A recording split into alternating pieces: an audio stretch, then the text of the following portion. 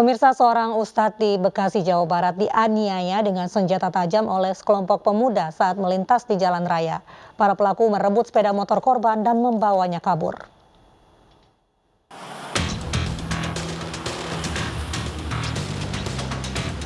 Seorang ustadz bernama Jamiluddin menjadi korban kawanan begal sadis saat melintas di Jalan Raya Mustikasari, Mustika Jaya, Kota Bekasi, Jawa Barat, Selasa dini hari. Korban yang akan pulang ke rumahnya di wilayah Cikarang Utara tiba-tiba dipepet 4 orang dengan 2 sepeda motor. Para pelaku langsung menyabetkan senjata tajam kepada korban yang mengenai pinggang kirinya. Korban tak berdaya saat pelaku merebut sepeda motornya dan kabur. Hari Selasa 21 September 2021 begal ya di Babakan, di mana untuk korban sudah melaporkan ke Polsek Bandar Gebang. Ya. Untuk korban mengalami apa, Bu? Korban mengalami luka di belakang pinggangnya ya. Kondisi jalan yang sepi dan minim penerangan membuat para pelaku kejahatan bisa leluasa melakukan aksinya. Kasus ini dalam penanganan Polsek Bantar Gebang dan Polres Metro Bekasi Kota. Dari Bekasi, Jawa Barat, Rahmat Hidayat, iNews melaporkan. Polisi masih menyelidiki kasus penembakan Ustadz Arman di Tangerang, Banten dan memeriksa sejumlah saksi. Polisi juga tengah menganalisa rekaman kamera pengawas di sekitar lokasi kejadian.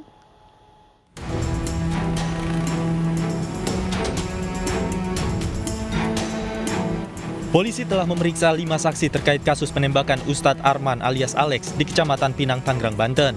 Saksi-saksi yang diperiksa merupakan tetangga hingga keluarga korban. Polisi juga tengah menganalisa rekaman kamera pengawas dan proyektil untuk mengetahui senjata api yang digunakan pelaku. Dari penyelidikan awal, diduga pelaku berjumlah 2 orang dan menggunakan atribut ojek online saat menembak korban.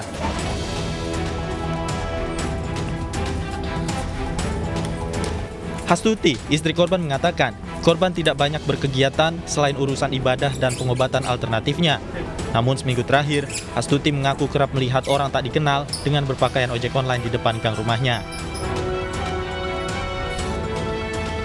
Nggak ada yang aneh, Bapak pun nggak ada yang aneh, yang biasa aja gitu maksudnya. Biasa ke masjid, sholat, cuman emang dalam seminggu itu ada Gojek aja di Sulawesi itu. Nah pas katanya yang penembakan itu, yang bawa itu pakaiannya Gojek, yang bonceng kaosnya hitam, baju hitam. Hingga kini pelaku penembakan terhadap Ustadz Arman alias Alex masih misteri dan kasusnya masih dalam penyelidikan pihak Polda Metro Jaya. Dari Tangerang, Banten, Sukron, iNews melaporkan. Penyerangan ustadz kembali marak terjadi. Selain Bekasi dan Tangerang, seorang ustadz di Batam juga diserang seorang pemuda yang mengaku sebagai seorang komunis. Persis setahun lalu, penyerangan serupa juga menimpa almarhum Syekh Ali Jaber di Lampung.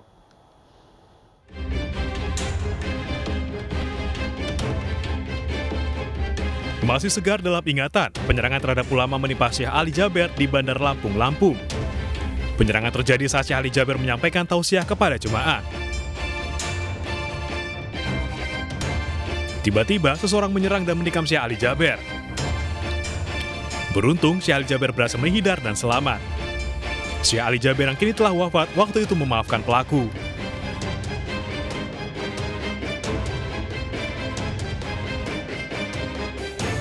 Beberapa hari sebelumnya, seorang ustadz sekaligus pengurus Masjid Muhammad Arif dianiaya seorang yang memendam kebencian terhadapnya. Muhammad Arif diserang saat menunaikan sholat maghrib. Ia sempat dibawa ke rumah sakit namun nyawanya tidak tertolong.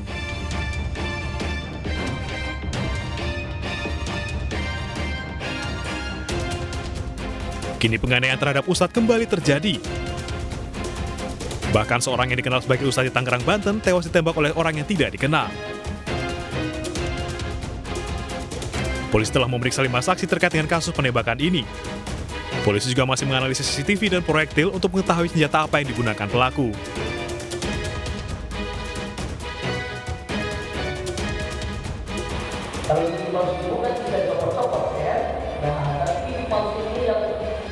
Penyerangan ustadz juga terjadi di Batam, Kepulauan Riau. Ustadz Abu Syahid Caniago dianiaya seorang pria berinisial A saat sedang ceramah di Masjid Baitul Syakur. Pelaku langsung ditangkap jemaah setelah menyerang Ustadz Caniago dengan tangan kosong. Sejumlah pihak termasuk PP Muhammadiyah meminta polisi menyelidiki lebih dalam terkait dengan penyerangan beberapa ustadz karena dikhawatirkan ada skenario besar di balik penyerangan. Apalagi penyerang Ustadz Caniago mengaku dirinya seorang komunis. Namun polisi masih mendalami motif di balik ucapan pelaku ini. Tim Liputan iNews melaporkan.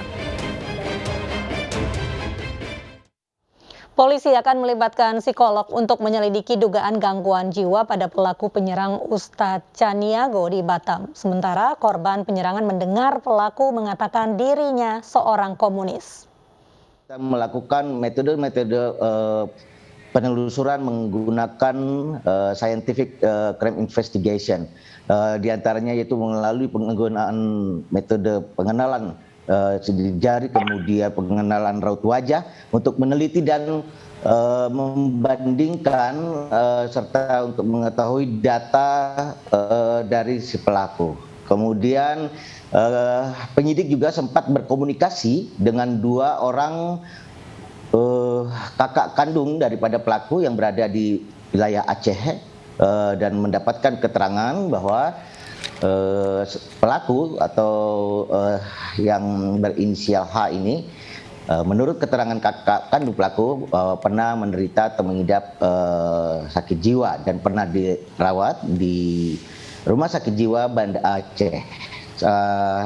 Dan selama dirawat tersebut pelaku ini sempat 2 kali melarikan diri dari Rumah Sakit Jiwa Banda Aceh. Namun penyidik masih terus melakukan